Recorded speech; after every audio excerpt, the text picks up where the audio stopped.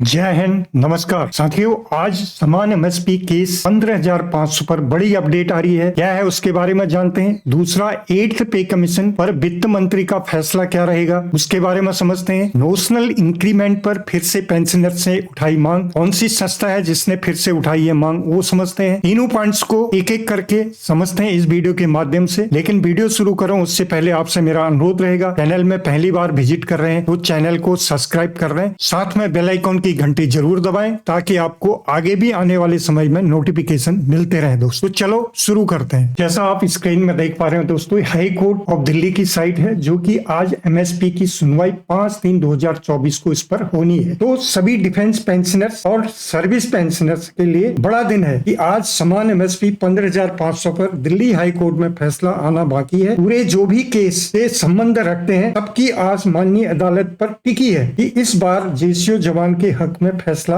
आ जाए। तो यह आने वाले समय में पे एंड पेंशन में बड़ा बदलाव होगा, इसमें नो डाउट। पर सवाल यह उठता है कि क्या यह हमें आसानी से प्राप्त हो जाएगा। मैं यह इसलिए कह रहा हूं कि जो आप यहां पर देख रहे हैं, जो 9 फरवरी 2024 को सुनवाई हुई थी, इसमें जो जजेस थे honourable mister justice Sanjeev Sachdeva साहब और honourable mister justice Manoj Jain साहब, ये दोनों की खंडपीठ ने इसको सुना था। पूरा केस सुनने के बाद इस पर फैसला आना था, लेकिन समय कम होने के कारण इस केस को उन्होंने 5 मार्च के लिए डाल दिया था। लेकिन आज इसमें अचंभित करने वाला एक न्यूज आ रहा है, यानी कि सूत्रों से पता चल रहा है कि इसमें जो एक जज साहब थे, यानी कि ये जो पैनल था जजों का, ये फिर से चेंज हो रहा है। अर्थात वीर बहादुर सिंह जी जो कि इस केस को देख रहे हैं, उनके अनुसार अब ये कोर्ट नंबर 4 में आज इसकी सुनवाई होनी है। यानी कि पहले कोर्ट नंबर 3 में था, अब कोर्ट नंबर 4 में इसकी सुनवाई होगी। अर्थात कोर्ट बदल दिया गया है। तो कोर्ट बदल दिया गया है, कोर्ट बदलेगा तो जो इसमें पूरे जज थे जो आप यहाँ पर देख पा रहे हैं, honourable mister justice Sanjeev Sachdeva और honourable mister justice Manoj Jain साहब, ये भी बदल जाएंगे। तो वहां पर जब नया कोर्ट दे दिया तो वहां पर जो जज होंगे वो भी नए होंगे। अब क्या सवाल ये उठता है कि क्या वो इस केस को नए सिरे से सुनेंगे या जहां पर केस की सुनवाई होनी थी वहीं से आगे शुरू करेंगे। ये बहुत बड़ा सवाल है दोस्तों। अभी कोर्ट में इसका मामला चल रहा है, क्या उससे आउटकम निकल के आता है दोपहर के बाद आप तक जरूर सूचना पहुंचा दी जाएगी। दोस्तों अब बात करते हैं 8th पे कमीशन के बारे में। जैसा कि हमें पता है दोस्तों, 8th पे कमीशन के लिए वित्त मंत्रालय को कई बार कई संगठनों ने पत्र लिखकर अवगत कराया कि इसको जल्दी से जल्दी लागू करें ताकि पेंशनर्स की जो मांगे हैं वो पूरी हो सके। इस बार फिर से Indian railway technical supervisor association, एक बहुत बड़ा अपने आप में बड़ा एसोसिएशन है, इसने 26/2/2024 को श्रीमती निर्मला सीतारमन जी यानी कि ऑनरेबल मिनिस्टर ऑफ फाइनेंस जो है उनको पत्र लिखा है, जिसमें उन्होंने कहा कि formation of 8th central pay commission की गठन यानी कि 8वां वेतन आयोग का गठन जल्दी से जल्दी किया जाए, जिसमें 3rd और 4th 5th सीपीसी में कैसे रिकमेंडेशन हुआ वो बताया गया है, 6th सीपीसी कैसे रिकमेंडेशन था उसके बारे में अवगत कराया, और लास्ट में उन्होंने कहा कि 7th सीपीसी रिकमेंडेशन में यह कहा गया है कि यह इसको आप पीरियोडिकली रिव्यू कर सकते हैं, जैसे कि यहाँ पर आप देख पा रहे हैं। और इसके अलावा उन्होंने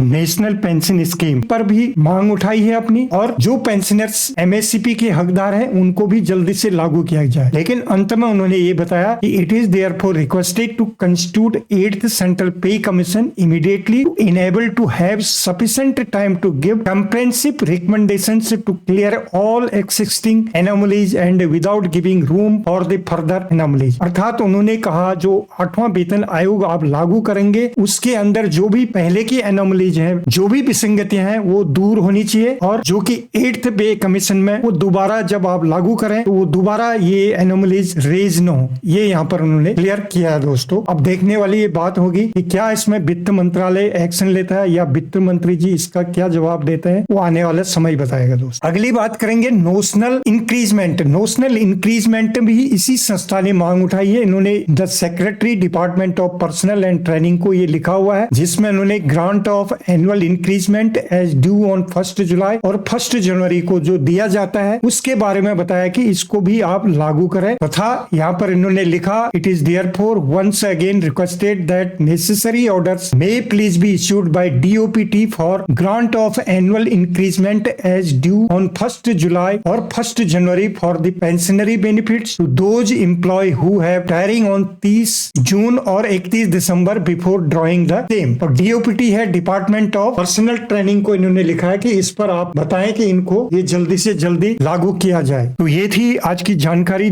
जानकारी आपको ठीक लगी तो वीडियो को लाइक शेयर जरूर करें। फिर मिलते हैं किसी अन्य अपडेट के साथ, तब तक के लिए जय हिंद, जय भारत।